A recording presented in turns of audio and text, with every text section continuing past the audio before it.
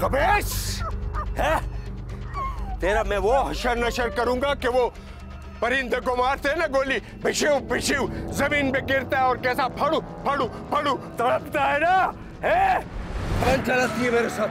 अरे मार क्यों नहीं देता, गला घोट के मेरे सामने जवान चलाती है? ये सारी बस्ती मेरे साये से डरती है। और तो कोई जाके रोके इसे। मैंने इसके मुंह कौन लगे? ये तो वैसी जानवर है।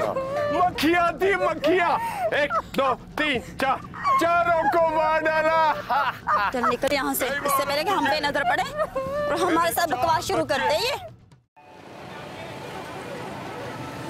ले लिया तूने रुखसाना का पिल्ला, चल अब दफा हो जा, धंधे पर चल चल।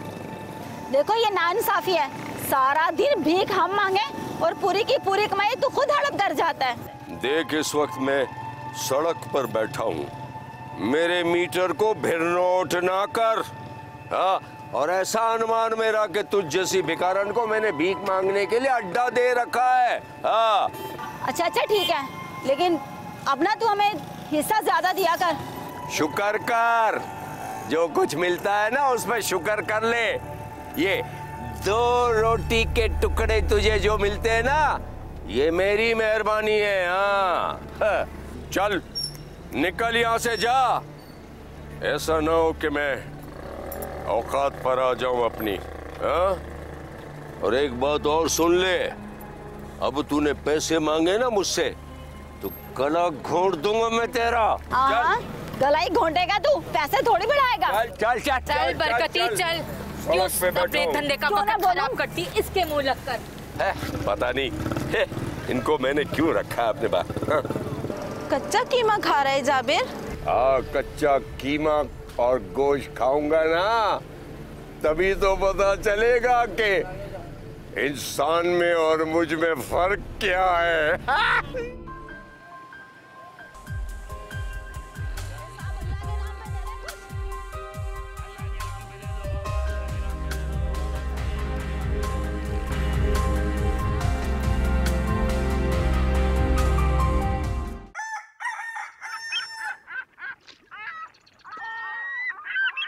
अरे मार दिया बेचारी को,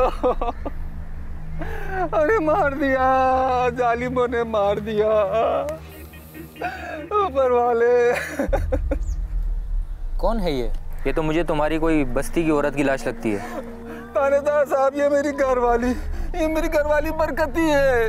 ऊपर वाले ये कैसा संसार है, ऊपर वाले ये कैसा संसार है, ये कैसा संसार है।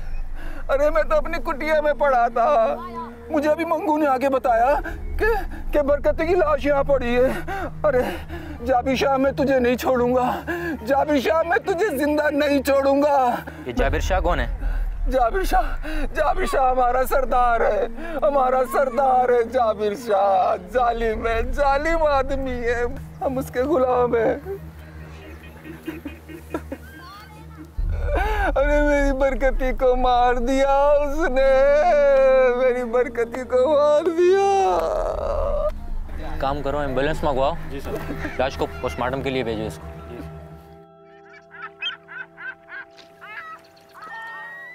छिपकली, जोर लगा जोर, हाथों में जान नहीं है तेरे, खाती तो 4 आदमियों का खाना है।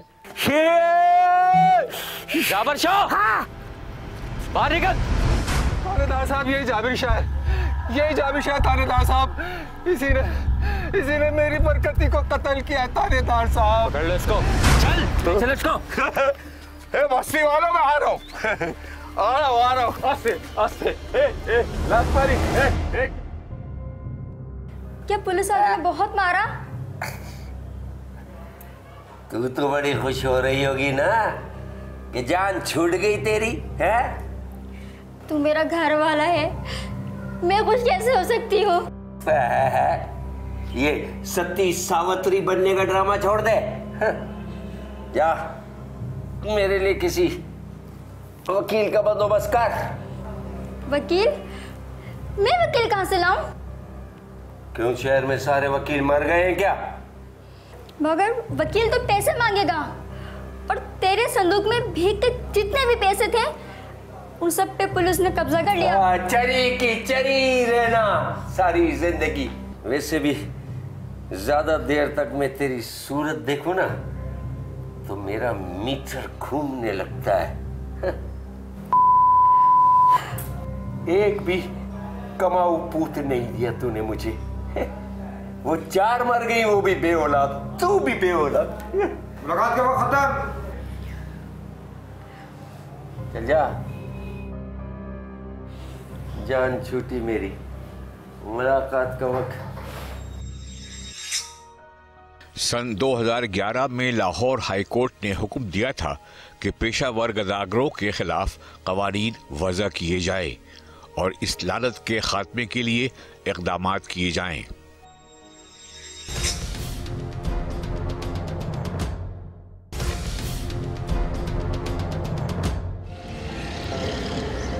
मुकदमे की समाअत का आगाज किया जाए। Thank you your honour. 7 नवंबर की शाम तकरीबन 6:30-7 बजे के करीब गदागरों की एक बस्ती के नज़दीक झाड़ियों से एक औरत की लाश पाई जाती है जो कि गदागरी के पेशे से वाबस्ता थी। योर ऑनर, इब्तदाई तफ्तीश के मुताबिक मकतूला के शौहर इम्तियाज़ ने इल्ज़ाम लगाया है कि उसकी बीवी का कत्ल गदागरों के सरगना जाबिर शाह ने किया है। और योर ऑनर, इम्तियाज़ ने यह भी बताया कि यह शख्स बरकती से पैसों के लिए भीख मंगवाता था और इस शख्स का सुबह ही बरकती से पैसों के तनाज़े पे झगड़ा हुआ था और इस शख्स ने उसे जान से मारने की धमकी दी थी। और योर ऑनर, सिर्फ इतना ही नहीं, ये शख्स गदागरों का एक रैकेट चलाता है और उसके साथ साथ चर्च का धंधा भी करता है। आज से 5 साल पहले इस शख्स को कत्ल के शुबे में गिरफ्तार किया गया, लेकिन नाकाफी सबूत होने की बिना पर यह शख्स न सिर्फ जमानत पर रिहा हुआ और वो केस भी एक इलाज होकर बंद हो गया। पोस्टमार्टम रिपोर्ट के मुताबिक बरकती को बहीमाना तशद्दुद का निशाना बनाया गया और उसे गला घोंटकर कत्ल कर दिया गया। इसके साथ साथ योर ऑनर, लाश के पास से खाली वॉलेट भी मिला है। कभी इम्कान है कि उसमें खतीर रकम मौजूद थी जो कि इस शख्स ने हथियार ना चाही, और जब मकतूला ने मज़ाहमत की तो उस मज़ाहमत की बिना पर इस शख्स ने उसका गला घोंट के कत्ल कर दिया। लिहाजा मेरी अदालत से दरख्वास्त है कि इस दरिंदा सिफत इंसान को 14 दिन के जिस्मानी रिमांड पर पुलिस के हवाले किया जाए। That's all your honour. 14 दिन का जिस्मानी रिमांड। योर ऑनर, वकील साहब के पास ना तो कोई चश्मदीद गवाह है इस वारदात का और ना ही मेरे क्लाइंट के खिलाफ कोई ठोस सबूत। और सर, कहते हैं ना कि बद अच्छा बदनाम बुरा, तो कुछ इसी तरीके से मेरे क्लाइंट की कैरेक्टर असैसिनेशन की जा रही है यहाँ पर। लेकिन योर ऑनर, मेरा क्लाइंट इस अदालत में बरकती के केस में हाजिर हुआ है और अदालत ने मुझे इसके दिफा के लिए नामजद किया है और इंसाफ का तकाजा यही है कि इस अदालत में सिर्फ इसी केस को पेशे नज़र रखा जाए। योर ऑनर, हकीकत तो यह है कि पुलिस ने इनसफिशिएंट इन्वेस्टिगेशन की है। सर, अभी तो तफ्तीश मुकम्मल भी नहीं हुई और मेरे क्लाइंट को बिला जवाज गिरफ्तार कर लिया गया। सर, इस तफ्तीश में अभी बहुत से सवालिया निशान हैं। योर ऑनर, सबसे इम्पोर्टेंट बात यह है कि बरकती की लाश के पास से एक एक्सपेंसिव ब्रांडेड वॉलेट मिला, जिससे कयास ये किया जा सकता है कि उसमें एक अच्छी खासी खतीर रकम मौजूद होगी। सर, सवाल ये उठता है कि वो वॉलेट किसका था और उसमें मौजूद रकम कहाँ गई, और सर उस वॉलेट का बरकती के कत्ल से क्या ताल्लुक है। सर, इन तमाम सवालात के जवाब तफ्तीश में कहीं नज़र नहीं आते। योर ऑनर, ये इन्वेस्टिगेशन इनकम्प्लीट है। सर, मेरी अदालत से दरख्वास्त है कि पुलिस को कहा जाए कि तफ्तीश को सही रुख पे डालें और मेरे क्लाइंट के अलावा जो असल सस्पेक्ट्स हैं उनको ढूंढा जाए। Thank you sir. Your honour, अब मैं इस केस के investigation officer inspector Zubair Khan को कटहरे में बुलाने की इजाज़त चाहता हूँ। इजाज़त है। जी इंस्पेक्टर साहब, आप अदालत को बताइए कि आपने जाबिर शाह को इस केस में क्यों गिरफ्तार किया। सर, जैसा कि सरकारी वकील ने अदालत को बताया है, मुल्ज़िम जाबिर शाह के ख़िलाफ़ पहले भी थाने में बहुत सी शिकायतें थी। मुल्ज़िम जाबिर शाह मकतूला के शौहर के अलावा मोहल्ले के काफ़ी लोगों ने भी इनके खिलाफ शिकायतें लगाई हैं। इसका क्रिमिनल रिकॉर्ड भी मौजूद है। अब तक की तफ्तीश के मुताबिक तो सर यही लगता है कि बरकती का कातिल यही है, और सर हम अभी मज़ीद तफ्तीश कर रहे हैं। मज़ीद शवाहिद के बारे में भी आप अदालत को कुछ बताइए। सर मकतूला के कपड़ों से जो ब्लड स्टेन मिले हैं वो AB नेगेटिव हैं, जबकि मकतूला का ब्लड ग्रुप O पॉजिटिव है, और सर मुलजिम जाबिर शाह का ब्लड ग्रुप AB नेगेटिव ही है। सर योर ऑनर, ये बात सही है कि AB नेगेटिव एक रेयर ब्लड ग्रुप है, लेकिन सर इस तफ्तीश में तो अभी तक सिर्फ ब्लड ग्रुप्स मिले हैं, ब्लड सैंपल्स तो नहीं मिले। ये ब्लड स्टेन्स किसी और के भी तो हो सकते हैं सर। जी मिस आमना, आपने बिल्कुल ठीक कहा, इसीलिए वो ब्लड सैंपल हमने DNA टेस्ट के लिए भेज दिए हैं ताकि तस्दीक हो सके। और बराए मेहरबानी आप इन्वेस्टिगेशन ऑफिसर को अपना बयान मुकम्मल करने दीजिए प्लीज़। जी इंस्पेक्टर साहब, आपको मुलजिम के फिंगरप्रिंट्स भी तो मिले थे, उस बारे में भी ज़रा अदालत को कुछ बताइए। इसके अलावा मकतूला की लाश के पास हमें कशकोल मिला है, उसके ऊपर कुछ उंगलियों के निशानात हैं सर, और सर वो निशानात मुलजिम जाबिर शाह के ही हैं। और सर मकतूला के कपड़ों से थूक के धब्बे भी मिले हैं। सर मकतूला के कपड़े हमने DNA टेस्ट के लिए भिजवा दिए हैं, और सर इससे मुकम्मल तफ्तीश करने के लिए हमें इसका जिस्मानी रिमांड चाहिए। योर ऑनर, इंस्पेक्टर साहब से क्या मैं भी एक दो सवाल कर सकती हूँ? इजाज़त है। इंस्पेक्टर साहब, बरकती की लाश तो गदागरों की बस्ती के करीब झाड़ियों से मिली थी। आप मुझे ये बताएं, आपकी तफ्तीश क्या कहती है? क्या बरकती को वहीं कत्ल किया गया था या कहीं और कत्ल करके वहाँ झाड़ियों में उसकी लाश फेंक दी गई? मैंने कहा ना, अभी तफ्तीश चल रही है। चलें, तफ्तीश चल रही है, यानी कि आपने अभी ये बुनियादी बातें हल नहीं की। जाए वारदात का तो तयन आप कर नहीं सके। आप मुझे ये बताएं कि जहाँ से बरकती की लाश मिली थी वहाँ से क्या मेरे क्लाइंट की मौजूदगी के कोई सबूत आपको मिले? मैडम अभी हम तफ्तीश कर रहे हैं, सबूत भी मिल जाएंगे। मिस आमना, कत्ल के केस की तफ्तीश 2 दिन में नहीं हो जाती, इसमें टाइम लगता है। जी वकील साहब, इस बात का मुझे भी इल्म है, लेकिन अगर इब्तदाई तफ्तीश ही गलत सिमत में हो रही हो तो फिर इंसाफ के तकाजे तो पूरे नहीं होते और ना ही ये केस सॉल्व हो सकेगा। योर ऑनर, अब मैं मुलजिम जाबिर शाह से जिरा की इजाज़त चाहता हूँ। इजाज़त है। जाबिर शाह, तुम इकरार करते हो कि 7 नवंबर को तुम्हारा बरकती से झगड़ा हुआ था और तुमने उसे जान से मारने की धमकी दी थी? इनकार नहीं करना, क्योंकि आधी से ज्यादा बस्ती के लोग तुम्हारी गुंडागर्दी से तंग हैं। हाँ, लेकिन मेरा बरकती से कोई झगड़ा नहीं हुआ था। हाँ, बस ऐसे ही मुंह मारी सी हो गई थी उससे, कोई खास बात नहीं है वकील साहब। कोई खास बात नहीं हुई थी? तुम्हें शर्म आती है ये कहते हुए? तुमने उसे कत्ल की धमकी भी दी थी, बोलो कहा था तुमने ये? मैंने बरकती का कत्ल नहीं किया, मैं कातिल नहीं हूं। अच्छा, तो तुम कातिल नहीं हो तो मुझे एक बात बताओ, मंगो पीर थाने में तुम्हारे खिलाफ कत्ल की एक FIR दर्ज है या नहीं? और इसके साथ साथ तुम कितने दरिंदा सिफत इंसान हो मैं तुम्हें बताता हूं। औरतों को तशद्दुद करके तुम्हें मजा आता है और औरतों के मामले में तुम सफाक हो जाते हो और बच्चों को माजूर करके उनसे भीख मंगवाते हो। न सिर्फ ये बल्कि और लोगों से भीख मंगवा के उनसे पैसे लेते हो, और जो तुम्हें पैसे नहीं देता तुम उस पर बेईमाना तशद्दुद करते हो, और तुम कहते हो कि तुम कातिल नहीं हो। ऑब्जेक्शन योर ऑनर, वकील साहब से कहें कि इस केस के फैक्ट्स तक रहें, सिर्फ मेरे क्लाइंट की किरदार कशी ना करें। Objection overruled. Thank you your honour. क्या पिछले महीने तुमने रमजान जानू नामी शख्स पर बेईमाना तशद्दुद किया और इस वक्त माजूर होकर एक सरकारी हॉस्पिटल में पड़ा हुआ है? गलती रमजान जानू की थी, मैं उससे पैसे मांगता था, मेरे पैसे निकलते थे, और जब मैंने उससे पैसा मांगा तो वो आपे से बाहर हो गया। झगड़े की शुरुआत उसने की, उसने मुझे गाली दी उसने, मुझे गुस्सा आ गया, मुझे गुस्से में तो इंसान कुछ भी कर सकता है। गुस्से में इंसान कुछ भी कर सकता है? जी। तो क्या किसी का कत्ल नहीं कर सकता? तुम एक सफाक कातिल हो और तुमने ही बरकती का खून किया है। नहीं, मैंने बरकती को कत्ल नहीं किया, मैं कातिल नहीं हूं। तुमने बरकती का कत्ल पैसों के लिए किया। बताओ, तुम्हारा पैसों का झगड़ा था ना उससे? कोई झगड़ा नहीं था, झूठ है सब ये। जाबिर शाह, इस वक्त तुम अदालत में खड़े हुए हो, अपनी जबान और लहजे को काबू में रखो। Thank you your honour. अब तुम्हें मैं बताता हूं कि तुम्हारा बरकती से क्या झगड़ा था। तुम एक पेशावर गदागर हो। ना सिर्फ तुम पे एक पेशावर गदागर हो, बल्कि लोगों से भीख भी मंगवाते हो और मुख्तलिफ जगह ठेके पे लेकर वहां अपनी बस्ती के लोगों को बिठाते हो और जो वो कमा के लेकर आते हैं उस पे जबरदस्ती काबिज होते हो। जब वो अपना हिस्सा मांगते हैं तो तुम उन पर तशद्दुद करते हो, उन्हें मारते पीटते हो। ये हकीकत है तुम्हारी, अपना जुर्म कबूल करो तुम। साहब जी, मैं शरीफ आदमी नहीं हूं और मुझे फरिश्ता बनने का कोई शौक नहीं, लेकिन यह सच है कि बरकती को मैंने कत्ल नहीं किया।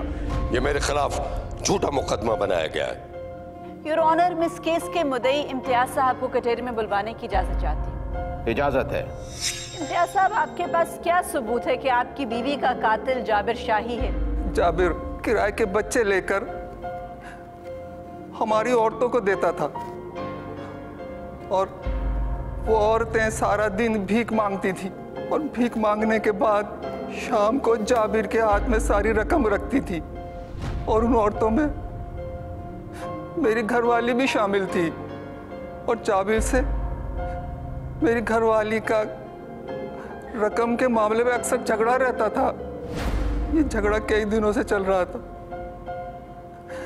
और उस वाकये से एक दिन पहले भी उसका झगड़ा हुआ। आज की कमाई ना देने वाली तेरे को अपने पास रखो। है 2 टके की औरत मुझसे जबान चलाती है, जाबिर शाह से जबान चलाती है।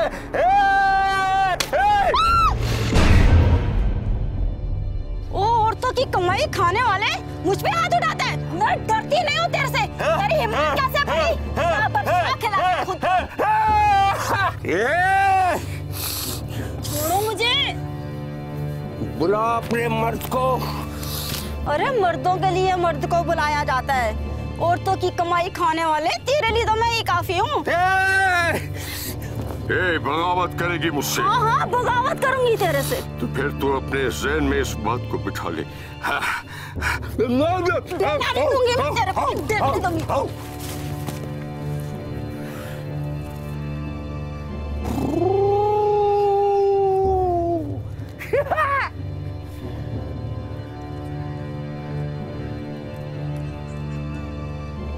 जाबिर पर हाथ उठाने की कोशिश?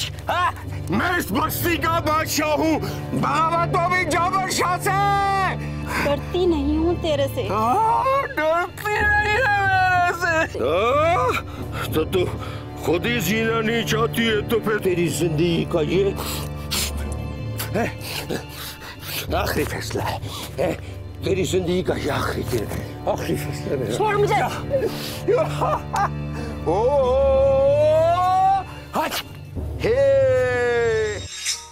पाकिस्तान में गदागरी एक जुर्म शुमार होती है जिसकी पादाश में 3 से 5 साल तक सजा और 5,000 रुपए जुर्माने की सजा हो सकती है।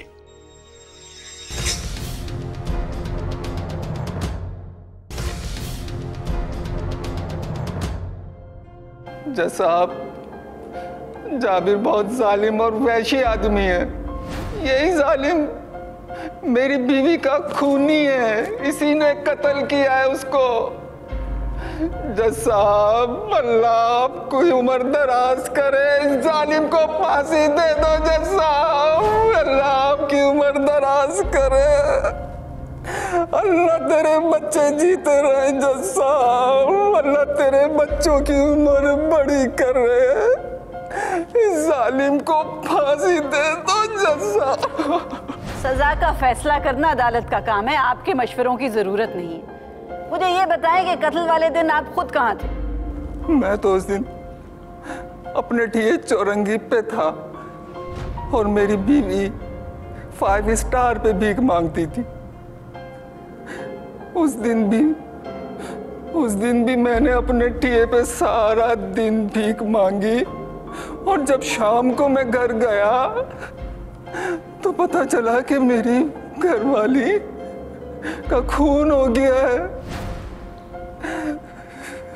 हम सब फकीर जाबिर से बहुत तंग थे और मेरी बीवी भी उससे बहुत तंग थी, लेकिन हम उसकी गुलामी करने पर मजबूर थे क्योंकि हम कारीगर उसके बगैर काम नहीं कर सकते थे, क्योंकि उन सारे अड्डों का ठेका जाबिर के पास है।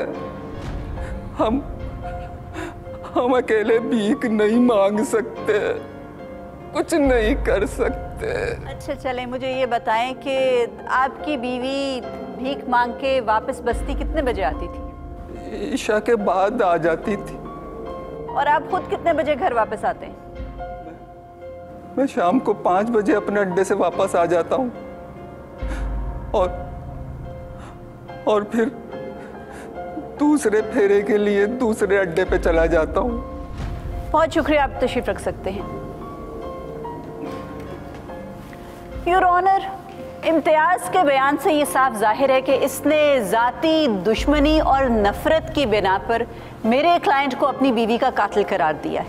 योर ऑनर, इम्पॉर्टेंट बात यह भी है कि हालांकि बरकती की लाश गदागरों की बस्ती के करीब से मिली, लेकिन कोई भी इस वारदात का चश्मदीद गवाह नहीं है।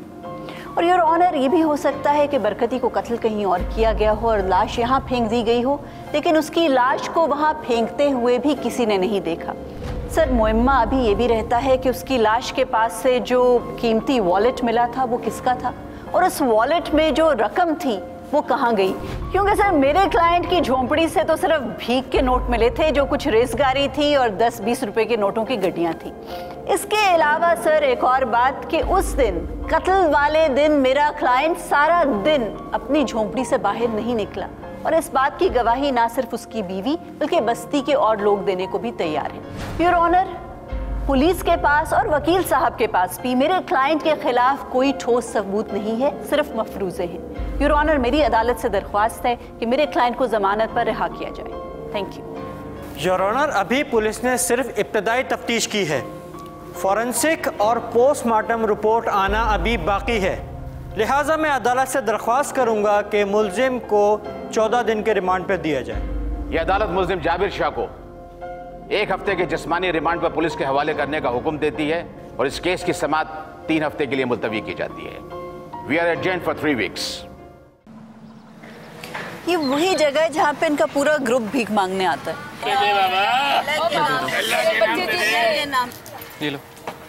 अल्लाह के नाम पे कोई दे जा से जीन दे। ऐसा नाम क्या है तुम्हारा? अल्लाह। बीबी, नाम क्या है? रुखसाना नाम है मेरा। मुझे बताओ, तुम उन्हीं लोगों में शामिल हो जो जाबिर शाह को अपने बच्चे देते हैं किराए पे? कुछ पूछ रही हूँ मैं तुम्हारे से, ये बरकती के कत्ल के सिलसिले में तफ्तीश कर रही हूँ। मुझे बताओगे या पुलिस को बुलाऊं?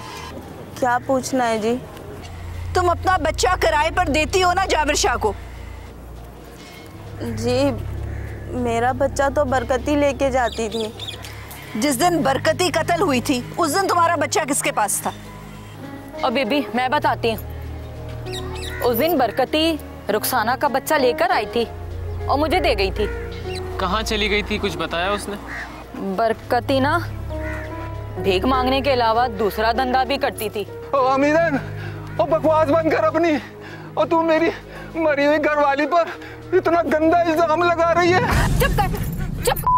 ना तेरे पे आज अनजान बन रहा है। सब पता था इसको, सब पता था। और तू क्यों हंस रहा है?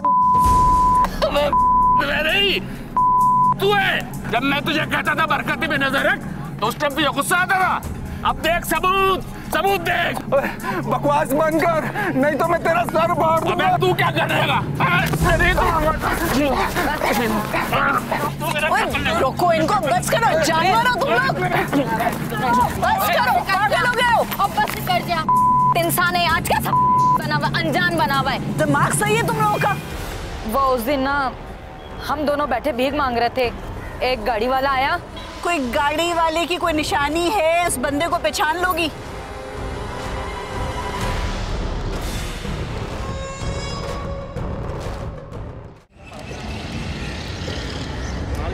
इस केस की समाअत शुरू की जाए। योर ऑनर, बरकती की लाश की तफसीली फॉरेंसिक और पोस्टमार्टम रिपोर्ट आ चुकी है। सर, इस केस में कुछ तफ्तीश मैंने भी की थी और मैं इन्वेस्टिगेशन ऑफिसर इंस्पेक्टर जुबैर की बेहद मशकूर हूँ कि उन्होंने बेहद ताउन किया। योर ऑनर, जाबिर शाह जिन लोगों को बच्चे किराए पर देता था भीख मांगने के लिए, उनमें बरकती भी शामिल थी। और 7 नवंबर को जिस रोज़ बरकती का कत्ल हुआ, उस रोज़ भी वो एक किराए का बच्चा साथ लेकर गई थी भीख मांगने के लिए। सर, अब सवाल ये पैदा होता है कि कत्ल के बाद उस बच्चे का क्या हुआ, वो बच्चा कहाँ गया? सर, मैंने गदागरों की बस्ती में जाके जब तफ्तीश की तो मुझे मालूम हुआ कि उस रोज़ बरकती अयूब और रुखसाना का बच्चा लेकर गई थी। जब मैंने रुखसाना से बातचीत की तो उसने मुझे बताया कि बच्चा तो बरकती लेकर गई थी, लेकिन बच्चे को वापस बरकती ने नहीं बल्कि एक और मांगने वाली हमीदन ने किया। सर, उसके बाद मैंने जब हमीदन से जाके बातचीत की तो उससे एक तो ये मालूम हुआ कि उस दिन बरकती गई कहाँ थी, और उसके साथ साथ हमीदन ने एक और मुहिम्मा भी हल कर दिया कि बरकती की लाश के करीब से जो खाली वॉलेट मिला था वो किसका था। सर, इसके लिए मैं चाहूँगी कि हमीदन कटहरे में आकर अपना डिटेल्ड बयान दे। इजाज़त है। हमीदन बीबी, जज साहब को बताओ कि उस रोज़ 7 नवंबर को बरकती कहाँ गई थी? साहब, मैं और बरकती एक ही अड्डे पे मांगते थे। हम मांगने वालियों में कुछ औरतें मांगने के अलावा कुछ दूसरा काम भी करती हैं। उस दिन मैं और बरकती जब अपने अड्डे पर बैठे थे तब एक गाड़ी वाला आया। गाड़ी वाला आके बरकती के पास रुक गया और कुछ उससे बातें करने लगा। थोड़ी देर में बरकती ने बच्चा मुझे दिया और ख़ुद उस गाड़ी वाले के साथ चली गई। साहब, हमारी औरतें जब किसी गाड़ी वाले के साथ जाती हैं ना तो हम उसका नंबर जो याद कर लेते हैं। मैंने भी उसका नंबर याद कर लिया और इनको दे दिया था। क्यों बीबी? बहुत अच्छा काम किया आपने। योर ऑनर, जब मैंने वो गाड़ी का नंबर इंस्पेक्टर जुबैर को दिया और उस गाड़ी के ओनर का सुराग लगाया तो पता चला कि वो गाड़ी किसी जुनैद नामी लड़के की थी। और जब पुलिस ने जुनैद से तफ्तीश की तो पता चला, लेकिन मैंने उसका कत्ल नहीं किया। उस रात बरकती को तू ही लेकर गया था ना। ये कोई कानूनी काम है? देखिए, ये मेरी गलती है, लेकिन मैं कातिल नहीं हूँ। मुझे तो ये भी नहीं पता कि उस औरत का कत्ल हो चुका है। देखिए, मैं आपको सब कुछ सच सच बताता हूँ। दरअसल मैं उसको अपने फ्लैट पर लेके आया था।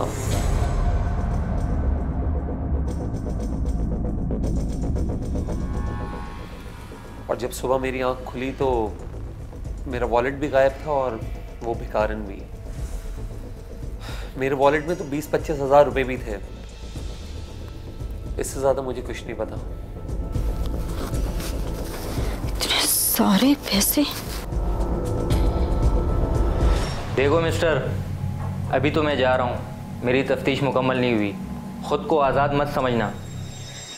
दस्तूर पाकिस्तान के आर्टिकल 3 के तहत शहरियों के हर किस्म के इस्तेसाल का खात्मा रियासत की जिम्मेदारी है। दस्तूर पाकिस्तान का आर्टिकल 38 के मुताबिक ज़ात, पात, नस्ल, जिन्स से कतई नज़र हर शहरी को खुराक, कपड़ा, मकान, तालीम और सेहत जैसी ज़िंदगी की बुनियादी ज़रूरियात फराहम करना रियासत की बुनियादी जिम्मेदारी है।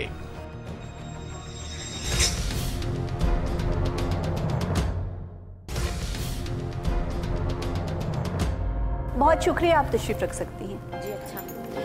योर ऑनर, इस केस की फोरेंसिक रिपोर्ट भी आ चुकी है और इसके लिए मैं चाहूंगी कि फोरेंसिक एक्सपर्ट डॉक्टर उमैर हारून आकर बयान दें। Permission granted. जी डॉक्टर साहब, इस केस के हवाले से फोरेंसिक रिपोर्ट की क्या डिटेल्स सामने आई हैं? मकतूला की लाश से मुख्तलिफ किस्म के फॉरेंसिक और फिज़िकल एविडेंस मिले हैं, जिसमें सर-ए-फ़हरिस्त मल्टीपल फिंगर प्रिंट्स हैं। मकतूला की लाश से मकतूला के कपड़ों से ब्लड स्टैंस मिले हैं, सलाइवा के स्टैंस मिले हैं और मकतूला की लाश से ख़ास तौर पे हाथ से मुख्तलिफ किस्म के हेयर्स और स्किन पार्टिकल्स मिले हैं। फिंगरप्रिंट्स, मल्टीपल फिंगरप्रिंट्स को कभी कभार एनालाइज करना आसान नहीं होता, तो इस केस में हम फिंगरप्रिंट्स को एनालाइज नहीं कर पाए हैं। ब्लड स्टेन्स और सलाइवा स्टेन्स से पाया जाने वाला डीएनए मुलजिम जाबिर के डीएनए से मैच करता है। अलबत्ता हेयर्स स्किन पार्टिकल्स में जो डीएनए पाया गया है वो जाबिर का नहीं है, वो किसी और का है। बहुत शुक्रिया, आप तशरीफ रख सकते हैं। Thank you your honour. अब सवाल ये उठता था कि बरकती की लाश से जो हेयर स्ट्रैंड्स और स्किन पार्टिकल्स मिले वो किसके थे। योर ऑनर, तफ्तीश के दौरान जो 3 सस्पेक्ट्स उभर कर सामने आए जिन पर शक जा सकता था वो 3 कैरेक्टर्स थे। सर, सबसे पहले जिस पर शक आया वो जुनैद, जिसके साथ बरकती आखिरी मर्तबा जिंदा देखी गई। दूसरा सस्पेक्ट सर मकतूला का अपना शौहर इम्तियाज़ था। सर, मकतूला और उसके शौहर के दरमियान घरेलू नाचाकी थी और उसकी वजह ये थी कि उसके शौहर इम्तियाज़ को शक था कि बरकती जिस्म फरोशी का कारोबार भी करती है और इस सिलसिले में घर में बहुत मारपीट होती थी और वो उसको कभी तलाक की धमकियां देता था और कभी जान ले लेने की भी धमकी देता था। तीसरा सस्पेक्ट जो सामने नज़र आया सर वो अयूब था, जिसका बच्चा बरकती आखिरी दफ़ा किराए पर लेकर गई थी भीख मांगने के लिए। योर ऑनर, अयूब का कैरेक्टर इस पूरे सानहे में बहुत इंटरेस्टिंग है क्योंकि अयूब ही वो शख्स है जिसकी वजह से बरकती के घर में घरेलू नाचाकी रहती थी, क्योंकि अयूब बरकती को ब्लैकमेल करता था। अल्लाह के नाम पे दे जा बाबा, अल्लाह के नाम पे दे बाबा, अल्लाह के नाम पे दे। मेरे बच्चा जीता रहा, मेरा बच्चा, अल्लाह खुश रखे मेरे बच्चे। कहाँ जा रही है? कभी हमारा भी ख्याल कर लिया कर। देख मेरा रास्ता ना रोका कर। हम तेरी कितनी कदर करते हैं, तू इतनी कठिन क्यों रहती है? देख अयूब, अगर तूने मुझे तंग करना बंद नहीं किया ना, शोर मचा दूंगी मैं, सारी बस्ती में जलील कर दूंगी तुझे। और मेरा इम्तियाज है ना, तेरी टांगे तोड़ देगा। अबे उसकी तो पहले ही एक टांग टूटी हुई है, क्यों मेरे हाथ से तो दूसरी भी तोड़वाएगी? उसको तो मैं चूटियों की तरह मसल लूंगा को। तू भी देख, तेरी शिकायत ना रुखसाना से करूंगी। वो क्या करेगी?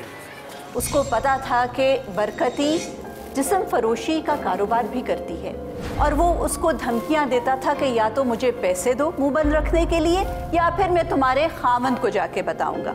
और जब बरकती उससे ब्लैकमेल नहीं होती थी और आगे से डांट डपट कर देती थी तो फिर वो जाके बरकती के शौहर को भड़काता था, जिसके बाद उनके घर में हंगामा होता था और मारपीट होती थी। मैं धंधे से आ गया। हाँ, सुबह का फेरा तो लगा लिया है, अभी शाम के फेरे पे जा रहा हूँ। बात सुन, ये बरकती अभी तक नहीं आई क्या? और बरकती तो रात तक ही आती है ना। तुझे पता है बरकती कौन सा धंधा कर रही है? वो भिखारन है, वो भीख ही मांगेगी ना, और क्या करेगी? भीख के पैसे तो सारे जाबिर शाह ले लेता है। मुझे तो पता लगा है कि वो और भी कोई धंधा करने लग गई है। ओ अयूब, ओ तू क्या बक रहा है? ओ जरा मुझे बता तो सही तू। देख तुझे गुस्सा आ जाएगा, मैंने अपनी गुनाहगार आंखों से देखा है, वो एक गाड़ी वाले छोकरे से बातें कर रही थी। ओ अयूब, ओ क्या बकवास कर रहा है तू बेशरम? ओ मेरी बरकती पर इतना गंदा इल्जाम लगा रहा है तू। अबे मैं तो पहले ही तुझे कह रहा था उस पे नजर रख, पर तेरी समझ में तो कुछ आता नहीं ना, तू खामखा गुस्सा करता फिरता है।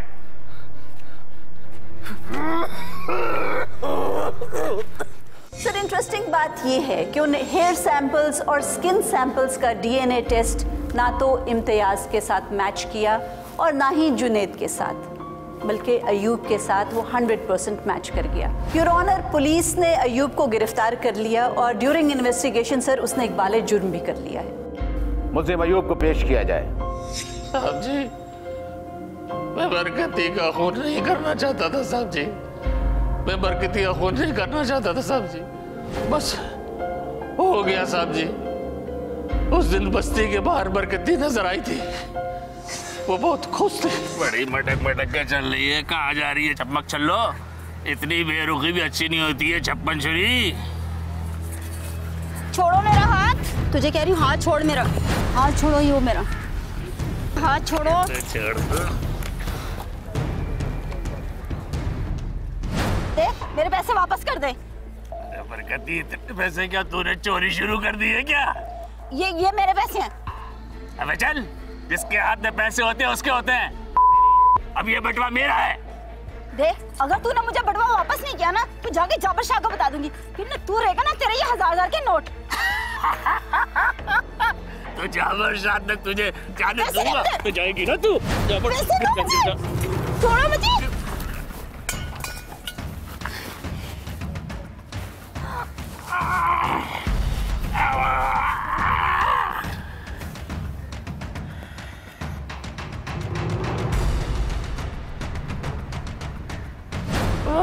बस साहब जी, इतने सारे पैसे देख के साहब जी मैं लालच में आ गया।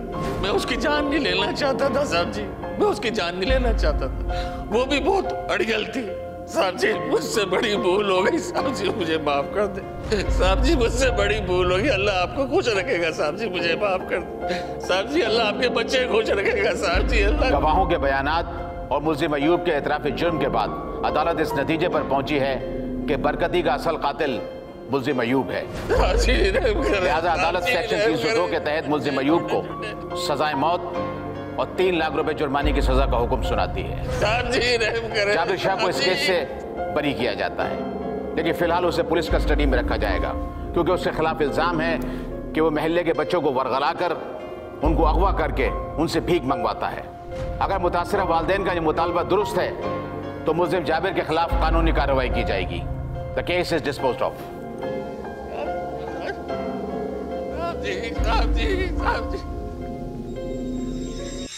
कोर्ट नंबर 5 में आज जो केस पेश किया गया, ये वाकया सन 2006 में सांगड़ में पेश आया था, जब गदागरों की बस्ती में रहने वाली एक गदागर औरत की लाश पाई गई थी, जो एक नौजवान का बटवा चोरी करके भागी थी। बस्ती के एक दूसरे गदागर ने इसी बटवे में मौजूद चंद हजार रुपयों की खातिर उस गदागर औरत को कत्ल कर दिया था। कोर्ट नंबर 5 में अगर आप भी कोई केस पेश करना चाहते हैं तो हमें ईमेल करें court5@sama.tv।